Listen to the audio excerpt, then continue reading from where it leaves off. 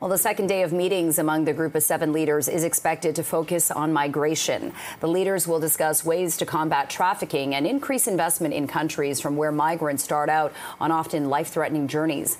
Migration is a priority for summit host Italy, who is seeking to increase investment and funding for African nations as a means of reducing migratory pressure on Europe. CTV's Annie Bergeron-Oliver is in Italy with more. It's a historic day at the G7. For the first time ever, a pope is here to address world leaders. Pope Francis's message in private meetings, including with the Prime Minister and in a speech to the G7 as a whole, is all about artificial intelligence. He intends to use this occasion to join the chorus of countries and global bodies pushing for stronger guardrails on AI and to ensure that technology is used and developed ethically. The Pope himself knows how quickly misinformation can spread after he was the center of a viral deepfake last year.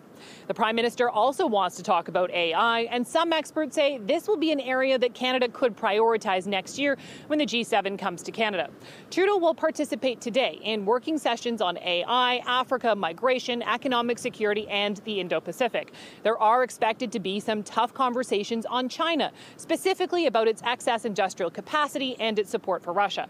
Now, while day one started with consensus on a $50 billion loan for Ukraine, there may be some disagreements today. The host, right leader Giorgia Meloni, has demanded the removal of a reference to, quote, safe and legal abortions in the G7 leaders' final communique. That's similar language to what was in last year's communique, but it's not what Italy wants, and it's likely this could be an area where Trudeau and Meloni clash on.